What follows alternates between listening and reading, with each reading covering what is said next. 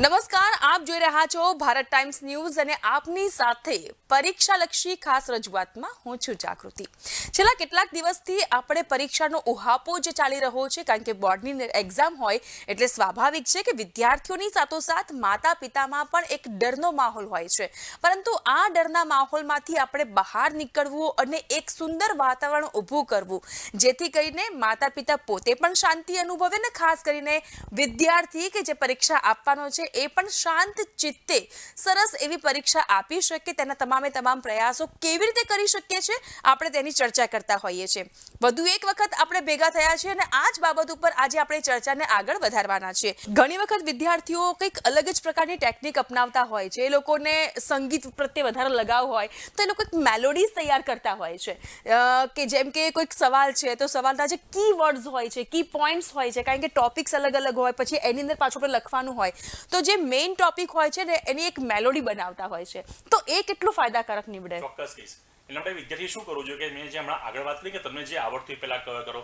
આજે જોવા જઈએ તો 30% તો ઓબ્જેક્ટિવ જ થઈ ગયું છે. હા, એ વાત સાચી. પાસિંગ લેવલ તો અહીંયા સરકારે અને પેપરની જે આખી સિસ્ટમ જે છે લખવાની આખું ઈઝી તો પાસિંગ માર્ક્સ તો લાવવા ખૂબ સહેલા છે કે જે ઓબ્જેક્ટિવ તમારી પાસે. પછી આવે છોકરાને વધુ મૂંઝવતો પ્રશ્ન ક્યાં છે કે વિસ્તારવાદી પ્રશ્નો કે જે લાંબા પ્રશ્નો છે એમાં વિદ્યાર્થીઓ ગૂંચવાય છે. તો એના માટે હું તો પહેલા એટલું કે સર તમે તૈયારી કરો ત્યારે મોઢે કરીને એકવાર લખી નાખો. મોઢે કરીને લખેલું તમને લોંગ ટાઈમ યાદ રહેશે, તમે ભૂલી નહીં શકો ક્યારેય. બીજી વસ્તુ, ઘણા વિદ્યાર્થીઓ અને શિક્ષકો એવી પણ નબળા છોકરાને મહેનત કરતા હોય છે કે દરેક મુદ્દાનો આગલો શબ્દ જે કી ફેક્ટરમાં કામ કરતો હોય છે એ ઉપરથી એ સૂત્ર એને બેસિકલી તૈયાર કરતા હોય છે, એના આધારે આખો લોંગ ક્વેશ્ચનના પોઈન્ટ્સ યાદ રાખતા હોય. મેઘધનુષના રંગ કેટલા છે? 7 તો ખબર છે. એક મુદ્દો થઈ ગયો આપણી પાસે. એક્ઝેક્ટલી. તમને ખબર પડે કે અંદરનો મુદ્દો આ આવે છે, તો એક આ કી ફેક્ટર છે. એક્ઝામ્પલ મેં તમને આપ્યું, તો એ ઉપરથી તમે તૈયારી કરવાની, તમે તમારી યાદશક્તિ પ્રમાણે, તમારી કેપેસિટી પ્રમાણે તમે કીવર્ડ્સનો તમે યુઝ કરી શકો છો કે જેથી તમને યાદ રાખવું સરળ બને. અને હું તો ખાસ કહીશ કે તમે ઓબ્જેક્ટિવ પછી સેકન્ડ નંબર તૈયારી કરવામાં વિસ્તરવાદી પ્રશ્નોને આપો. કેમ કે નાના નાના ક્વેશ્ચનોના આન્સર તમને એમાંથી જ મળી જવાના છે. સાચી વાત છે. કરીને તમારા માટે તૈયારી કરવી ખૂબ જ ઈઝી બનશે. અને પ્રશ્ન એ છે કે ભાઈ નથી યાદ તો કઈ વાંધો નહીં, મોઢે કરીને લખો. મેં પહેલા પણ કીધું મોઢે કરીને લખો. એ તમારો મેન્ટલી સ્ટ્રેસ દૂર કરશે, કારણ કે તમને ખુદને ખબર પડશે કે મારે લોંગ ક્વેશ્ચન લખતા કેટલો સમય લાગે છે. આખું વર્ષ કાં તો અત્યાર સુધી માતા પિતાને એ પર્સન્ટેજ, એ માર્ક્સ, 3જો નંબર આવ્યો સ્કૂલમાં કે 25મો નંબર આવ્યો એ નહીં દેખાય. બોર્ડની જ્યારથી શરૂઆત થાય છે ત્યારથી બદામ ખવડાવશે, યાદશક્તિ પાવર વધારવા માટેના અલગ અલગ નુસ્ખા અપનાવશે. શું માતા પિતાએ આવી કોઈ પણ પ્રકારની નવી ટેકનિક અપનાવવી જોઈએ? બાળકો ઉપર કોઈ અખતરા કરવા જોઈએ? સૌપ્રથમ તો માતા પિતાને એટલું જ કહીશ કે આ બાળકો જે બોર્ડ એક્ઝામ આપતા હોય છે, જે બોર્ડ એક્ઝામના યરમાં 10th કે 12માં જ્યારે ભણતા હોય છે ને, ત્યારે સમજી લઉં કે આ એમની લાઈફનું કોઈ છેલ્લું વર્ષ નથી. પેલા તો એક વસ્તુ યાદ માતા પિતા સમજવું પડશે કે ઘણા છોકરા એવા છે 1 કે 2 વર્ષ કોઈ કારણોસર કદાચ ફેલ થયા હોય ને તો એ બને છે કે સેકન્ડ કે થર્ડ રાઉન્ડમાં ટોપ પણ થયા હોય છે. એ વસ્તુ માતા પિતા બી સમજવા જેવી છે. બોર્ડ એક્ઝામમાં ઘણી વખત એવું બી બનતું હોય છે, એઝ અ શિક્ષણવિદ છું મને ખબર છે, ઘણી વાર પેરેન્ટ્સ સાથે મારી મુલાકાત થતી હોય છે, વિદ્યાર્થી કરતા તો વધુ ડરેલા વાલીઓ દેખાતા હોય છે અને એમનો ડર છોકરા ઉપર નાખતા હોય. સાચી વાત છે. રિફ્લેક્શન થતું હોય છે. પહેલા તો એમને એમના મેન્ટલી એમના બાળકોને તો પેલા મોટિવેટ કરવા જોઈએ કે ચિંતા ના કર, આ ભલે બોર્ડનું વર્ષ હોય, તું કરી શકીશ. બસ આટલું જો તમે તમારા બાળકને કહેશો કે તું કરી શકીશ, ટેન્શન ના લે, તો છોકરો ઓટોમેટિકલી તૈયારી ઉપર જશે અને એ સૌથી પહેલા મેન્ટલી સ્ટ્રેસ જે એના મગજમાં છે બધો દૂર થઈ જશે. સાચી વાત છે. પછી રહી વાત કે છોકરો લાગે છે કે ભાઈ 2 કલાક 1.5 કલાક ભણ્યો, તો સામેથી ને કહો તો તું ક્યારનો બેઠો છે, 10 મિનિટ રિલેક્સ થાને, એને હિંમત આવશે કે મારા પેરેન્ટ્સ મારા સપોર્ટમાં છે.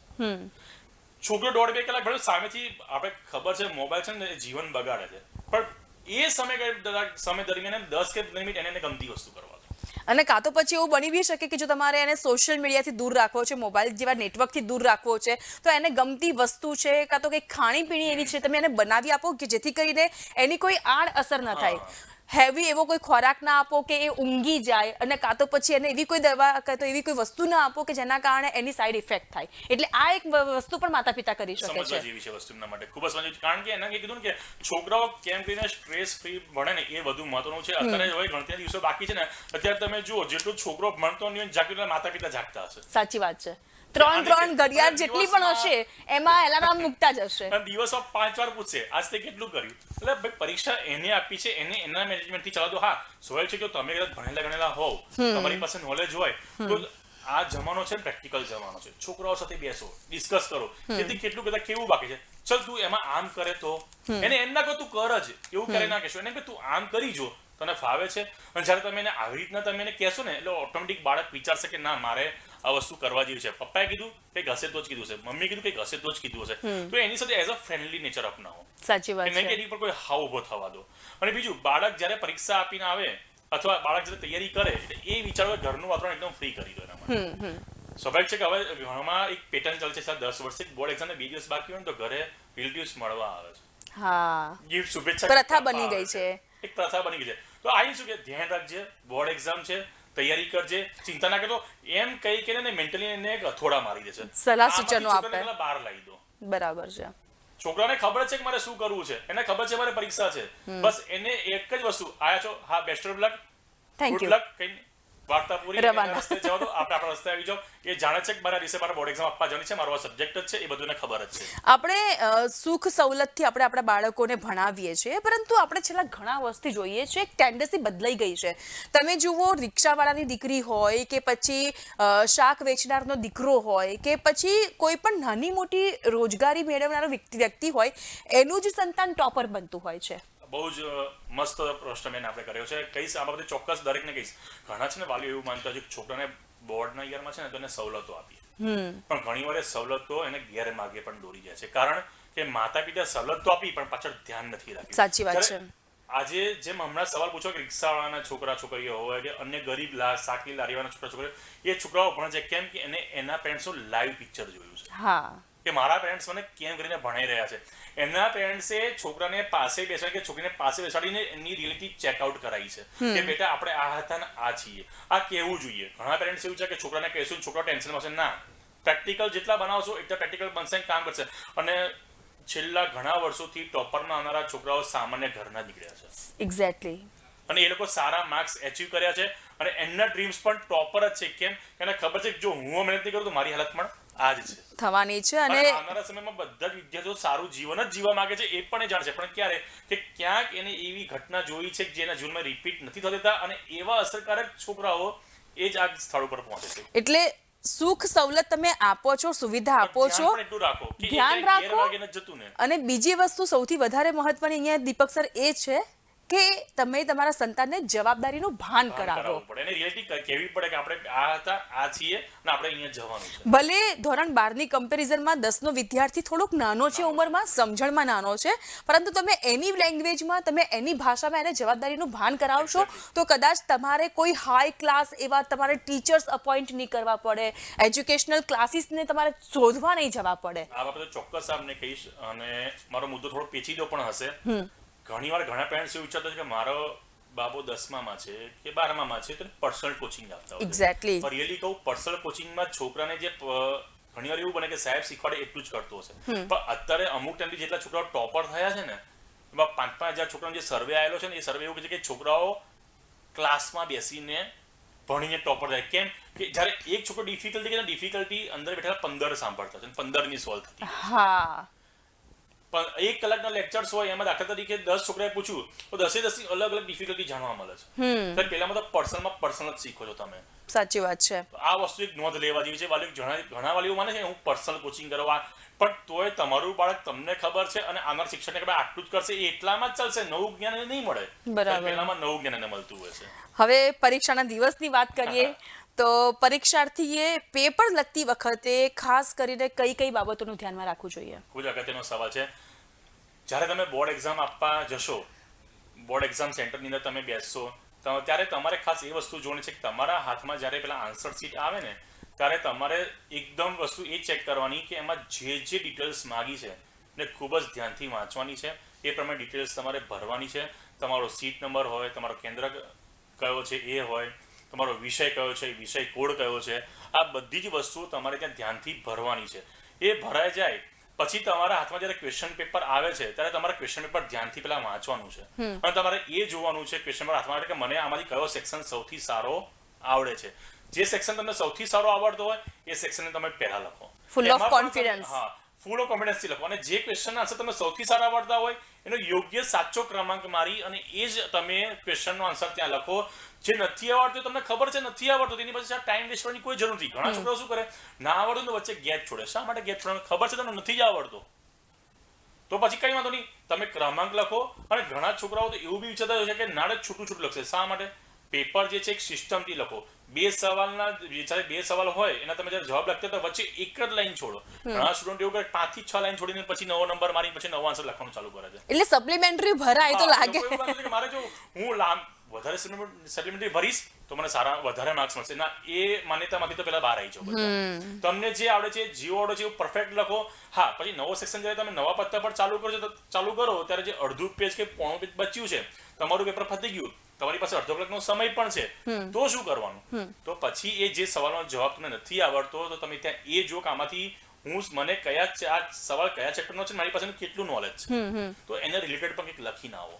બની શકે કે ક્યાંક તમારો જવાબ બંધ બેસતો આવી ગયો, એનો બેનિફિટ તમને ઇન્ડાયરેક્ટ મળી જ જવાનો છે. સાચી વાત છે. ઘણા વિદ્યાર્થીઓ માનતો છે કે જો હું લખીશ તો મારા માર્ક્સ કપાઈ જશે, સાહેબો પેપર બરોબર ચેક નહીં કરે, આટલા બધા છોકરાએ પરીક્ષા આપી. પણ એ માન્યતામાંથી બહાર આવી જાઓ.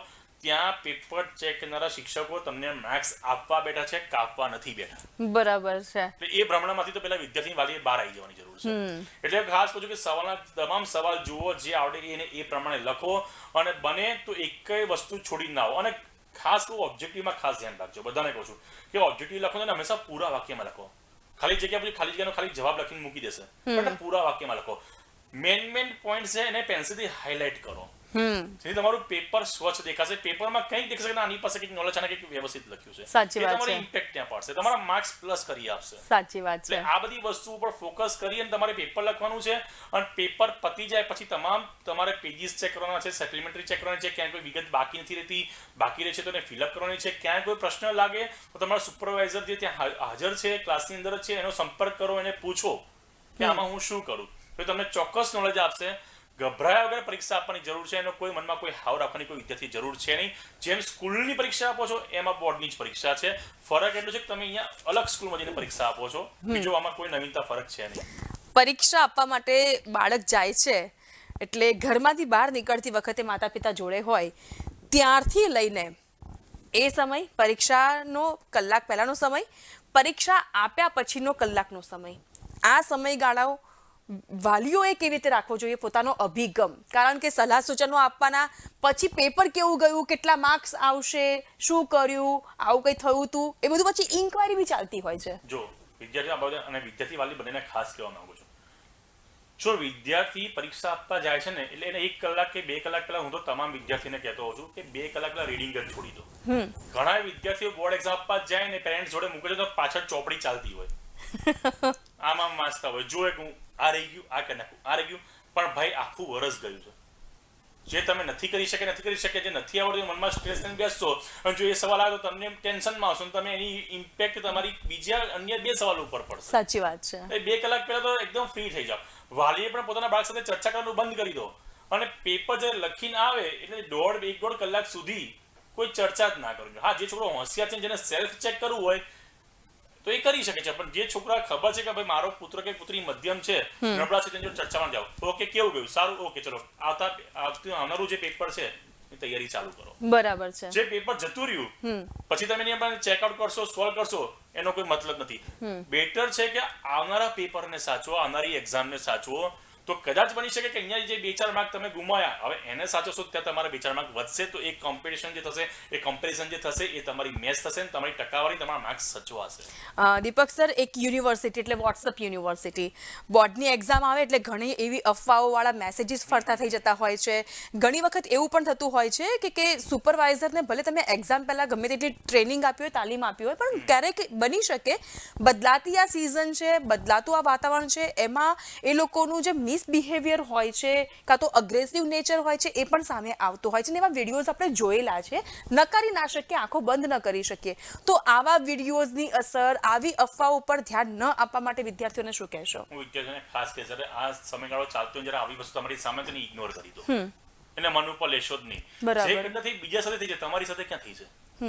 અને તમે એ વિચારો કે હું તો આ લેવલનો વ્યક્તિત્વ મારું છે જ નહીં અને મારે આમાં ધ્યાન આપવાની જરૂર પણ નથી. બરાબર છે. અફવાઓ અનેક પ્રકારની તમારી સામે આવશે, આ થયું છે, આ થયું છે, પણ રિલેટિવ ચેક કોણે કરી? ક્વેશ્ચન માર્ક છે ત્યાં ક્વેશ્ચન માર્ક છે. વાલીએ પણ જ્યારે એમની સામે આવી વસ્તુ વોટ્સઅપમાં આવે, સોશિયલ મીડિયા માટેની ફેસબુકમાં આવે, ઇન્સ્ટામાં આવે, તો પોતાના બાળકને બતાવશો જ નહીં ત્યાં આગળ. સાચી વાત છે. જો બાળક જોશે તો મનમાં અનેક વિચાર ઉદ્ભવશે તો બેટા છે કે નહીં, એવા માવતીને દૂર જ રાખો. એટલે મોરલ ડાઉન થાય એવું કશું જ નથી કરવાનું. સામે મૂકવું જ નહીં. ખબર છે મારું બાળક સેન્સિટિવ છે તો ઓર વધારે ધ્યાન આપવાની ઉપર. બરાબર. એનાથી આ વસ્તુને દૂર જ રાખો. કોઈ કે આવું છે કઈ નહીં, આપણે કે ચિંતા કરવાની જરૂર છે, આપણે કે એવું છે, બસ તને તારી તૈયારી પર કોન્ફિડન્સ છે, વાત છોડ, માઇન્ડમાંથી વસ્તુ કાઢી નાખ. બીજું ઘણી એન્ડ ટાઈમ એવું બનશે તમે સામે તમારા ભાઈબંધ કે તમારા બેનપણી ફોન કરીને કહેશે મારી પાસે આઈએમપી આવી છો, તું આવી જા, મારી પાસે આવ્યો છે તું આવી જા. ખોટો ટાઈમ નથી વેડફવાનો.